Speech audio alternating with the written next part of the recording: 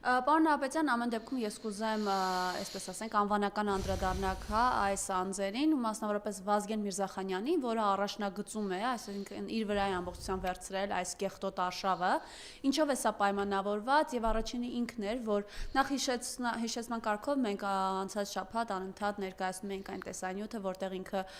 խոսում է մոտավորապես 1.5 ամիս առաջ, 1 ամիս առաջ խոսում է այն մասին, որ վեհափառին հրաժարականը որևէ պահանջ գոյություն չունի եւ դրան հաջորդում է անմիջապես նույն Ազատությանը տված հարցազրույցում, որ ժամանակն է վեհափառը գնա հանգստի։ Խնդրեմ այս անձի հետ կապված ձեր տեսակետը։ Մինչև անձի մասին ես կասեմ այդ 10-ի վրա ինչ խնդիրներ է դրած իմ տեսանկյունից, բայց ուղղակի քանի որ այս տաղավարը բավական մեծ լսարան ունի, ես չեմ բացառում, որ այդ 10-ից մեկը, երկուսը կարող է լսեն այս հաղորդումը, առավելս որ դրանցից մեծ մասին անձնապես են ճանաչում, ժամանակին մենք մեր արժեքների պաշտպանության հետ կապված, եկեղեցու նետված մարտահրավերների հետ կապված ուղղակի համագործակցել ենք։ Ես չեմ ուզում փակագծեր բացեմ, բայց որոշներ ինձ եւ իմ ընկերներին շատ լավ գիտեն։ Հիմա այդ 10 անձի վրա ինչ խնդիր է դրված։ 10 անձերի մեջ 5 թեմակալ առաջնորդ կա։ Տարօրինակ է, որ Վազգեն Միրզախանյան Սրբազանը առայսօր Հայաստանի Հանրապետությունում է։ Ինչու մեզ Բալտիկայում չի։ Ասում են ելքը իբր, ելքը փակված է, որտեղ իր վրա քրեական գործ կա հարուցած։ Այդ քրեական գործի մասին որևիցե ձևով տեղեկատվություն չկա։ Ես կարծում եմ, որ դա ապատեղեկատվություն է, ուղղակի Վազգեն Միրզախանյան Սրբազանի վրա որոշակի գործառույթներ դրված եկեղեցու դեմ արշավի ընթացքում։ 10 սրբազաններից յուրաքանչյուրը ունի իր առջև դրված խնդիրներ կատարելու համար։ Վազգեն Միրզախանյան Սրբազանը եւ Գևորգ Սարոյան Սրբազանը իրենք դառնալու են այս գործընթացի եւ դարձել են արդեն խոսափողները։ Ընդ որում առաջին համարով Վազգեն Միրզախանյան Սրբազանն է, երկրորդ համարով Գևորգ Սարոյան Սրբազանը։ Իրենք են խոսում, իրենք են ներկայացնում, իրենք են մեկնաբանում։ Ես Վազգեն Միրզախանյան Սրբազանին դեռևս գիտեմ 2018-19 թվականներին, երբ բացայտ անթաքույց պաշտպանում էր Փաշինյանի վարչակազմը։ Սա ընդ որում ասեմ ձեզ, այդ ժամանակ միակն էր, որը իր կեցվածքը չէր թաքցնում։ Ուրեմն երկուսը հրապարակավ կեցվածք են դրսևորում հանրային դաշտում իբր իրենց մոտեցումները, նպատակները ներկայացնելու համար։ Արարատյան հայրապետական թեմի առաջնորդը Նավասարդ Կճոյան Սրբազանը։ Նրա վրա այլ գործառույթ է դրված, ես կարծում եմ, ներքին կազմակերպական հաշվի առնելով, որ այդ թեմը ամենամեծն է Հայաստանում գործող եկեղեցու 12 թեմերից։ Միաժամանակ իր հնարավորություններով ավելի մեծն է հաշվի առնելով եւ մասնագիտական եւ մարդկային ռեսուրսները եւ պատահական չի, որ օրեր առաջ բարենորոգում ԿՏԻ-ում կայք բացվեց, որտեղ իբր ստորագրություններ էին հավաքվում վեհափառ հայրապետի հրաժարականի պահանջով։ Ասենք առնվազն տարօրինակ է, որ այդ թեմի առաջնորդը գիտի, որ ստորագրահավաքով հրաժարական չի տրվում։ Ինչ է ստորագրահավաքով է վեհափառ հայրապետը դարձել վեհափառ հայրապետ։ Իհարկե ոչ։ Ազգային եկեղեցական ժողովն է ընտրել իր հոգևորականներով եւ աշխարհականների ներկայացուցիչներով, որից հետո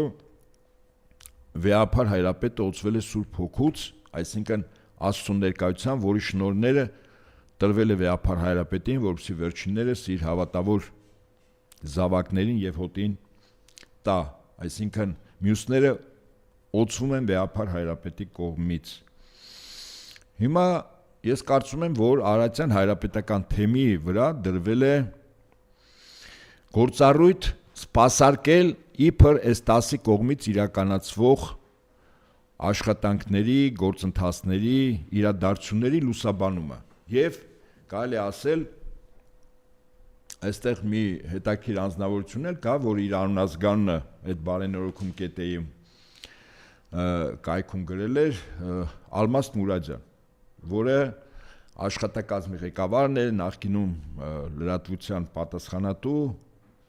այս անձի վրա է դրված, եթե Արարատյան հանրապետական թեմի համապատասխան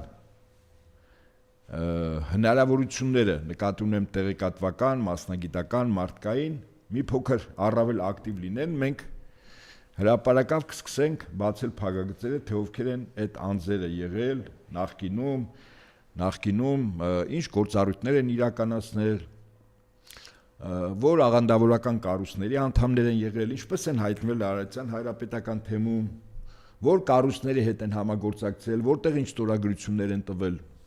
Առաջում դրա ժամանակը չի, ավելորդ անգամ իրենց չգովազդենք։ Ես ներկայացրեցի 3 սրբազանների, մնացած,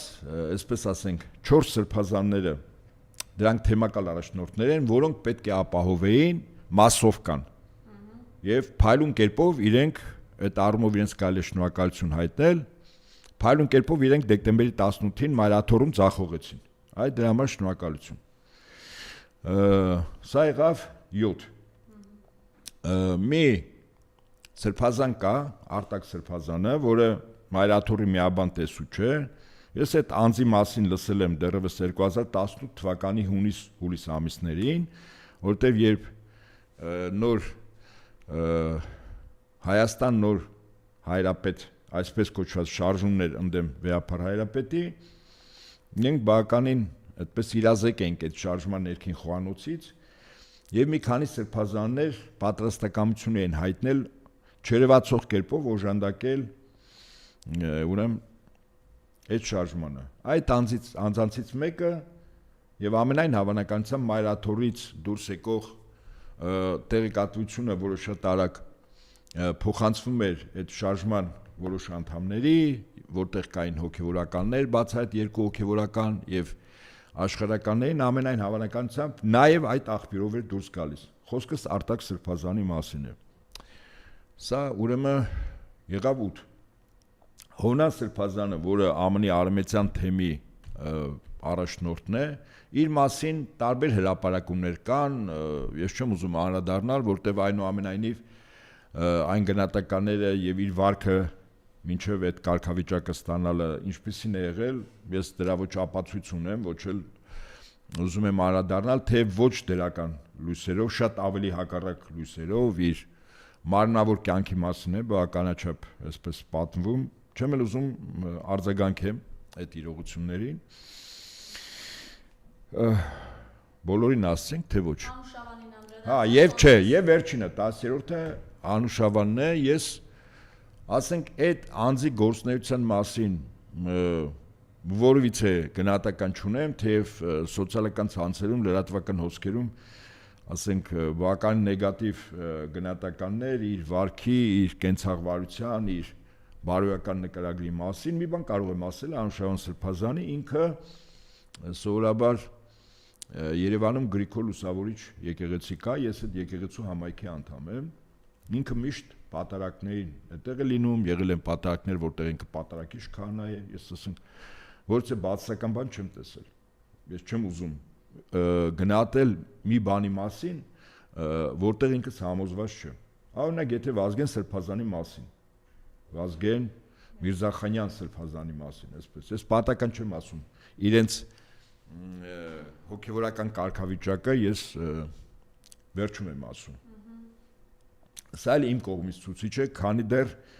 ուրեմն իրենք ունեն ստատուս, օցիալ են եւ ունեն կարգավիճակ։ Իր մասին ասել եմ դեռևս Ջավախքում իր ծառայած տարիների եւ այն շրջանակների հետ, որտեղ ինքը հանդիպել է, այն դեպքերի իրադարձությունների, որտեղ առավել քան ես իրազեկ եմ, հիմա դրա մասին չի, բայց ակնհայտ է, որ այս ամեն ինչի շոկեքարշը, երևացող շոկեքարշը, ես ենթադրում եմ, որ դա Վազգեն Միրզախանյան սրբազանն է, իսկ չերևացող շոկեքարշը Նավասարդ Կճոյան սրբազան, այո։ Կգա պահը եւ կարծում եմ, եթե իրենք մտածում են, որ Փաշինյանը հավերժ է, հավերժ չէ։ Այն, որ աշխարհում տեկտոնիկ փոփոխությունների արդյունքում երկրներում գլոբալիստների կողմից նշանակված իշխանությունները փոփոխվում են, կարծում եմ որևիցե մեկի համար գաղտնիք չկա, ընդ որում 3 տեղեկատվություն տարածեց, որ պետքարտուղարությունը, որն է պատասխանատու աշխարհում պետություններում դեսպանների նշանակման, որոշել է 24 դեսպանների ԱՄՆ դեսպանների փոխել այդ կանչել այդ թվում նաև այստեղ։ Այսինքն այդ մաքրման գործընթացը գնում է եւ անկախ նրանից Հայաստանում ինչ դիմադրություն կլինի, որքան կլինի, իրադարձություններ են տեղի ունենալու, որտեղ մենք չենք կարող այդ process-ների վրա ազդել։ Մենք պետք է ազդենք այն process-ների վրա, որը մեր իրավասությունների, մեր հնարավորությունների ներքո է, իշխանության ներքո է։ Եվ Փաշինյանն էլ է գնալու, վստահաբար գնալու է, այնպես չէ, այդ 2026, հետո 2031-ի հիմարություններ, այս մարդիկ օրերով են ապրում։ Միգուցե այսպես ինքնախաբեությամբ փորձում են մեր ժողովրդին մոլորեցնել, բայց ես վստահաբար եմ ասում, իրենք հրաշալի գիտեն, որ օրեր, ամիսներ, չգիտեմ, որ պահին Ուկրաինայում թեման փակվեց, ես կարծում եմ աշխարհում որակապես փոփոխություններ են տեղ ունենալու։ Հիմա ես ինչու համար սա որոշակի քաղաքական, հա, այսպես մեջբերում արեցի,